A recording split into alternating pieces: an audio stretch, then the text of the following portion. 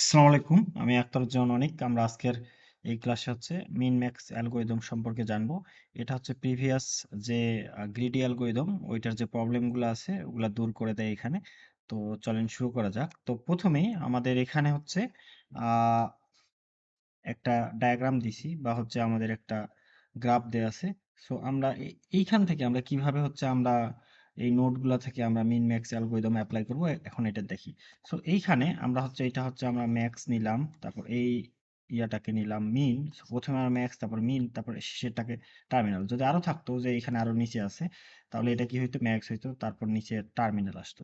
So এইখানে আমাদের opponent মানে মুভ দিতে পারে কিরকম ভাবে এখন দেখি।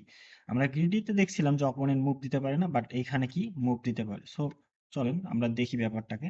সো এইখানে আমরা যদি একটু খুব খেয়াল করি, এই দুইটার মধ্যে মিনিমাম কে আমরা এর আগে গ্রিডিতে এদের মধ্যেও ম্যাক্সিমাম খুঁজতেছিলাম, তারপর এদের মধ্যেও ম্যাক্সিমাম, তারপর এই দুইটার মধ্যেও ম্যাক্সিমাম। বাট আমরা কি করব, এই স্টেজ থেকে উপরের স্টেজে মিনিমামটা পাঠাবো। এখন আমি যদি বলি 0 এবং -1 এর মধ্যে মিনিমাম কে, অবশ্যই -1। ওকে, অলরাইট। সো আমাদের 2 এবং 3 এই দুইটার মধ্যে আমাদের মিনিমাম কে 2। সো এখন আমরা এই স্টেজটা থেকে উপরে কি যাবে, ম্যাক্সিমাম যাবে। ওকে, অলরাইট।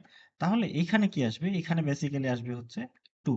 সো ফাইনাল অ্যান্সার কি হবে, 2। এই ক্ষেত্রে আমরা এই পার্টটাকে কিভাবে লিখতে পারি, পার্টটাকে আপনারা চাইলে বোল্ড করে দিতে পারেন এরকম ভাবে। সো পার্টটা এটা, ঠিক আছে। তারপর এখান থেকে আসছে এটা। ওকে, অলরাইট। আমরা এইভাবে লিখতে পারি, এটার অ্যান্সারটা হচ্ছে এ, বি, তারপর গেছে কোথায়, ডি তে। সো এইভাবে অ্যারো অ্যারো দিয়ে দিব। সো এইটাই বেসিক্যালি অ্যান্সার, ঠিক আছে, পাথ। অলরাইট। তারপর আমরা নেক্সট আরেকটা বড় এক্সাম্পল দেখি। সো এই ক্ষেত্রে আমাদের প্রথমটা হবে কি, ম্যাক্সিমাম। ওকে, ম্যাক্স, তারপর এটা কি, মিন। তারপর এখানে দেখেন, আমি যদি একটু ভালোভাবে দেখাই, এখানে এটাতে এটা একটা টার্মিনাল, এটা একটা টার্মিনাল, এটা একটা টার্মিনাল, বাট এইটা কিন্তু টার্মিনাল না, এই দুইটা।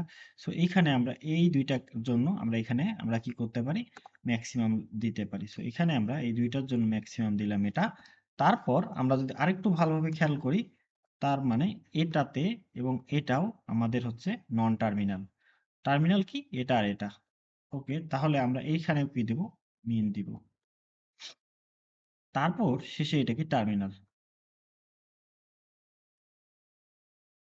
ওকে, অলরাইট। এখন আমরা করি। সো প্রথমে আমরা এদের মানে এখান থেকে মিনিমাম কি 4ই। সো এখানে আর কম্পেয়ার করার কিছু নেই। যদি আরেকটা থাকতো তাহলে সেক্ষেত্রে মানে ইয়া করতাম, এখানে কি, এখানেও 5ই যাবে। সো এখন আপনারা দেখেন, আমরা এদের আমি এদের দুইজনের মধ্যে সরি এদের দুইজনের মধ্যে আমরা কি করব, ম্যাক্সিমাম উপরে পাঠাবো। সো এদের দুইজনের মধ্যে ম্যাক্সিমাম কি 5, সো 5টা এখানে দিলাম। তারপর এদের দুইজনের মধ্যে ম্যাক্সিমাম কি 4, 4টা উপরে পাঠাইলাম। তারপর এই স্টেজে এই যে বি, সি, ডি, এখানে বেসিক্যালি কি আসবে, এখানে এখন মিনিমাম গুলো আসবে। সো এখানে আসবে এই দুইটার মধ্যে মিনিমাম কি, এটার মধ্যে -4 আসবে।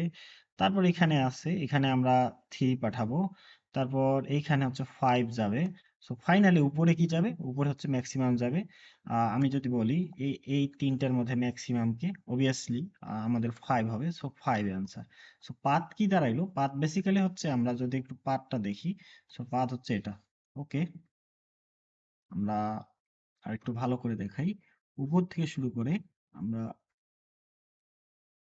এ, ডি, তারপর এটা কি ছিল, জে, জে, এন, কিউ, ঠিক আছে। আমরা এখানে পাথ লিখে দিতে পারি এইভাবে। সো পাথ কি হবে, এ, ডি, তারপর কি আসছে, জে, তারপর এন, মোস্ট প্রবাবলি, তারপর কিউ, ঠিক আছে। তো এইভাবে আমরা আমাদের মিন ম্যাক্স অ্যালগরিদমটা করতে পারি। সো এই ছিল আজকের ক্লাসে।